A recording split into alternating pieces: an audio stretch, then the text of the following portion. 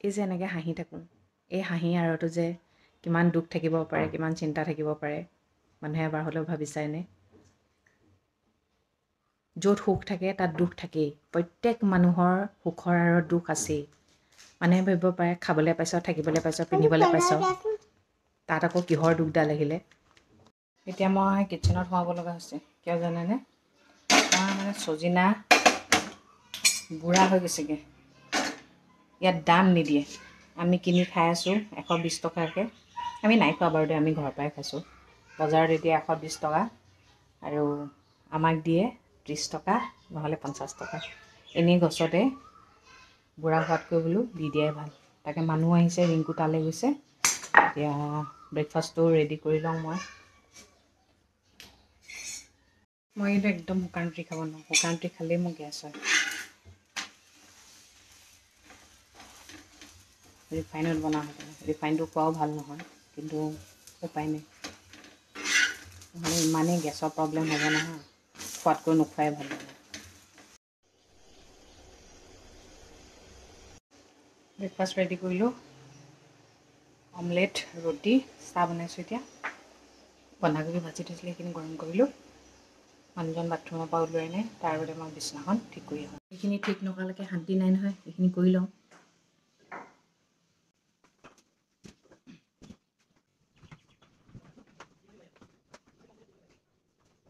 এইটো আমাৰ ঘৰৰ কলডিল দেই, ভীমকলৰ কলডিল।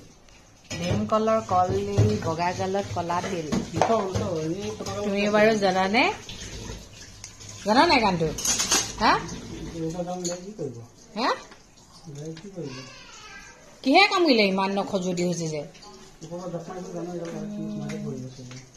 ঠেং মূৰবোৰ যে ভঙাই নাই।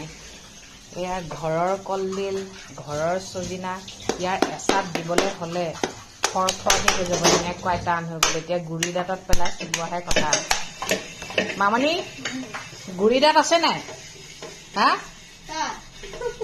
আজি চুবাব লাগিব নহয় চজিনা, পুৰা চুবাব লাগিব। আৰিয়া, তোমাৰতো গুৰি দাঁত নাই, চজিনা আজি তুমিও চুবাব লাগিব দেই। প্ৰত্যেক মানুহৰ জীৱনতে সুখ দুখ জড়িত হৈ আছেই।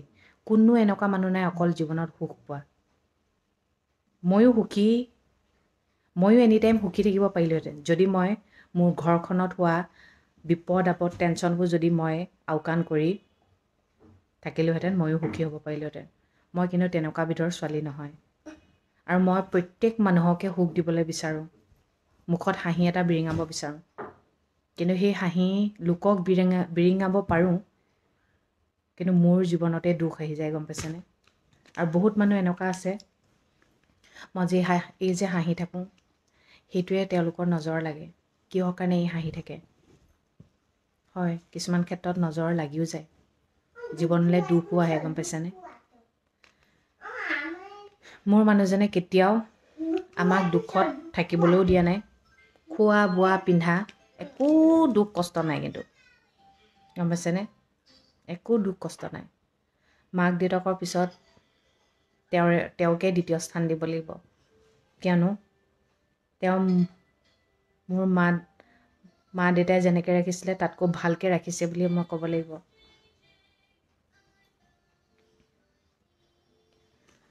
মোৰ দুখবোৰ ক'ত জানেনে? যেতিয়া মই মানুহজনক দুখত থকা দেখোঁ, টেনশ্যনত থকা দেখোঁ, সেইটোৱে মোৰ দুখ। মই সেই দুখখিনিও নল'ব পাৰিলোহেঁতেন, কিন্তু মই নোৱাৰোঁ।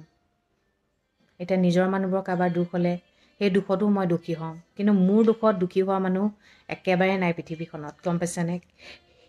সেই কথাবোৰ ভাবিলে কিন্তু কেতিয়াবা নিজৰে বৰ দুখ লাগে, বহুত বেছি অকলশৰীয়া আগতে লাগে। মানুহে কাঠে কাঠে মানুহ মিলাই বুলি কয়।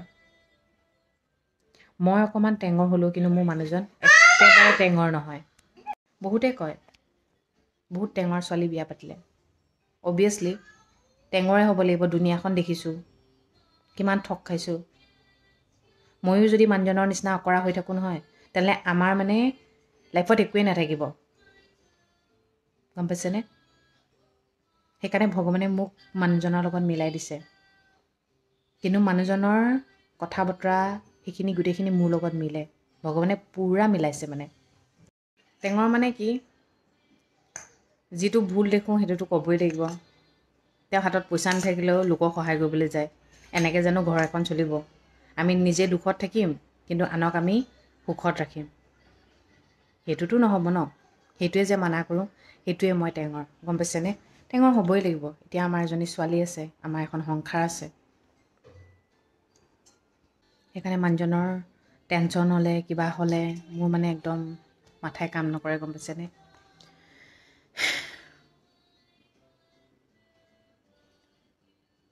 আমি বহুত মাইকী মানুহ আছে নিজৰ মানুহজনৰ দুখৰ টাইমত আঁতৰি দিয়ে, মাকৰ ঘৰলৈ গুচি যায়। মই কিন্তু নোৱাৰোঁ দেই, মই একদম নোৱাৰোঁ। সুখৰ টাইমত আঁতৰি দিব পাৰিলেও কিন্তু মই দুখৰ টাইমত মানুহজনক অকলে কেতিয়াও এৰিব নোৱাৰোঁ। সঁচাকৈ মই তাকে কেতিয়াবা ভাবোঁ, মই লোকৰ দুখবোৰ ইমান বুজি পাওঁ, কিন্তু কোনো মানুহ এনেকুৱা নাই মোৰ কিবা দুখ হৈছে নি সুধিবলৈ। মানে বহুতে ভাবে খাবলৈ পাইছ, থাকিবলৈ পাইছ, পিন্ধিবলৈ পাইছ, সুখেই দেখোন, ফুৰিবলৈ পাইছ আৰু কি লাগে। এইবোৰ হোৱা হ'লে প্ৰত্যেক মানুহে সুখী, গম পাইছেনে? কিছুমান সকলোৰে মানুহৰ জীৱনত কিছুমান পাৰ্চনেল থাকে যিবোৰ মানুহক শ্বেয়াৰ কৰিব নোৱাৰি, কিন্তু দুখ কিন্তু থাকেই।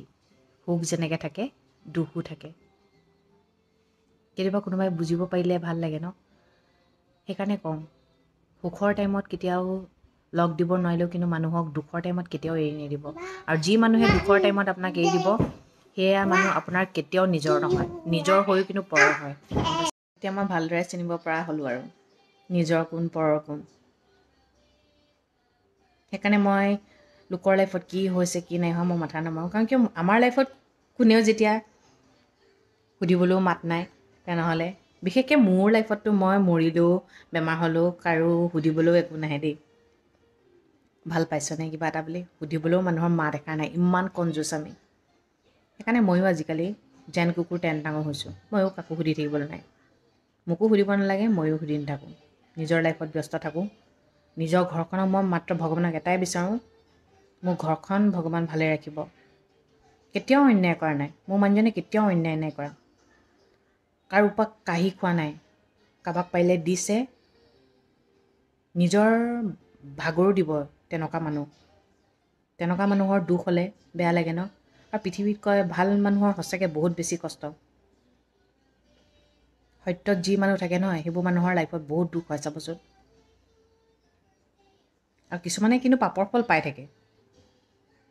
কিন্তু মই মোৰ মানুহজনক বাওঁ হাতে লিখি দিব পাৰোঁ, মোৰ মানুহজনে কেতিয়াও মানুহক ঠগি খোৱা নাই। কিন্তু তথাপিও আমি লাইফত মানে কিছুমান পাব লগা হৈছে মানে ভাবিব নোৱাৰোঁ মানে কিয় পাইছোঁ। তেনেহ'লে দেখোন বেয়া হোৱাই ভাল নেকি, ভাল হৈ থকাতকৈ, সৎপথত থকাতকৈ বেয়া হোৱাই ভাল নেকি, তেনেকুৱা আগতে লাগি যায়। কিন্তু যিমানেই যি নহওক, এতিয়ালৈকে যে জীয়াই আছোঁ সৎপথত থকাৰ কাৰণেই। আৰু মানুহৰ লাইফত দুখ আহেই সেইবুলি মানে চলি আছোঁ। আৰু এইবোৰৰ পৰাই মানুহক চিনিব পাৰিছোঁ, গম পাইছেনে? কোন আপোন কোন পৰ চিনিব পাৰিছোঁ। এটলিষ্ট মানুহজনো যে চিনি পাইছে সেইটোও মোৰ ভাল লাগিছে। এইবোৰ অকল মোৰ লাইফতে বুলি নহয়, এইবোৰ সকলো মানুহৰ লাইফতে হৈ থাকে। কিন্তু এটলিষ্ট এনেকুৱা কোনোবা থাকিব লাগে ন, মানুহৰ দুখবোৰ অকণমান শ্বেয়াৰ কৰিব পৰা।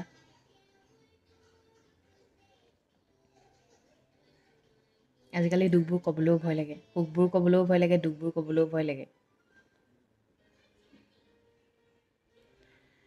মুঠতে হাৰি নিদিব, জিকিবই লাইফত। এইবোৰ পৰীক্ষা লৈ থাকে। আমি মানে এনেকুৱা ষ্ট্ৰং, ভগৱানে আমাক ইমানে পৰীক্ষা লৈ থাকে, আমি পাছ কৰি গৈ থাকোঁ। আৰু যি হয় ভালৰ কাৰণে হয়, যি হ'ব লগা আছে ভালৰ কাৰণে হ'ব, সেইটো বুলিয়ে জানো, সেইটো বুলিয়ে আগবাঢ়ি গৈ আছোঁ। ঠিক আছে তেন্তে দিয়ক, আজিলৈ ৰাখিছোঁ। সদায় কোৱাৰ দৰে কওঁ, ভগৱানে সকলোৰে মংগল কৰক, সকলো